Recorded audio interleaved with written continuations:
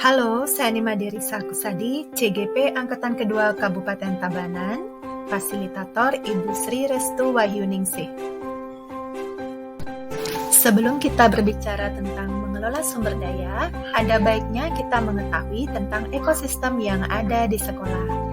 Ada dua ekosistem di sekolah, yaitu komponen biotik yang terdiri dari murid, kepala sekolah, guru, staf TU, tenaga kependidikan, pengawas dan orang tua, dan komponen abiotik yaitu keuangan dan sarana prasarana sekolah. Untuk menggerakkan ekosistem yang saling terkait di atas, diperlukan seorang pemimpin yang mampu mengelola 7 aset yaitu manusia, sosial, fisik, lingkungan, finansial, politik, agama, dan budaya. Dengan paradigma dalam memimpin pembelajaran yaitu kemandirian, dan menganggap sekolah sebagai komunitas, maka seorang pemimpin akan mampu mengembangkan komunitas dengan berbasis aset, yaitu dengan menerapkan atau melihat kekuatan pada aset-aset yang dimiliki.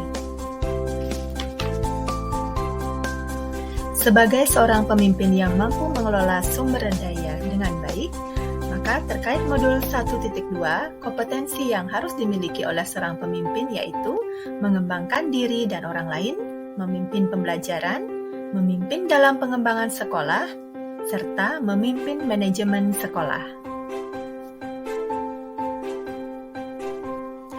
Terkait modul 1.1 tentang filosofi Ki Hajar Dewantara, maka pemimpin juga harus mampu mengelola aset-aset yang melekat pada diri individu, yaitu kekuatan kodrat alam dan kodrat zaman.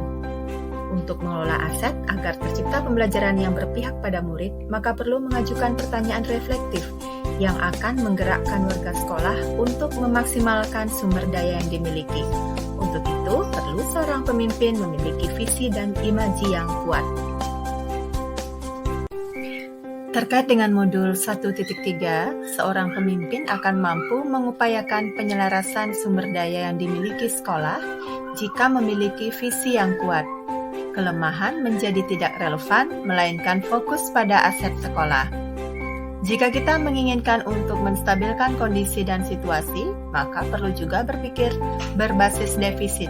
Namun, sesuai dengan paradigma baru transformasi pendidikan, maka asset-based thinking adalah langkah yang paling tepat. Untuk menggali kekuatan tersebut, maka diperlukan inquiry apresiatif dengan pendekatan bagja yang sangat relevan untuk melakukan perubahan positif. Ini tentu terkait dengan modul 1.3 yang telah kita pelajari. Perubahan positif yang konsisten akan melahirkan budaya positif, sehingga ada keterkaitan erat antara modul 3.2 dengan modul 1.4. Setelah itu, kita akan mampu memetakan sumber daya peserta didik, maka kita dapat mengupayakan pembelajaran berdiferensiasi yang mengakomodasi keragaman potensi dan kekuatan murid. Untuk mampu menjaga situasi tetap kondusif dan tenang, serta fokus pada pembelajaran, maka diperlukan keterampilan sosial emosional yang terlatih dengan baik. Ini telah kita pelajari di modul 2.1 tentang pembelajaran sosial emosional. Di dalam proses tersebut, pasti akan pernah mengalami sebuah dilema etika maupun bujukan moral.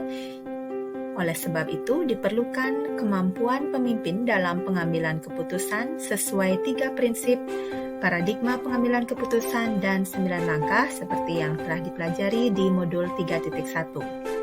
Untuk memaksimalkan semua potensi dan kekuatan peserta didik agar berdampak terhadap karakter dan prestasi murid, maka diperlukan praktek coaching yang telah dipelajari di modul 2.3 secara berkesinambungan dan reflektif.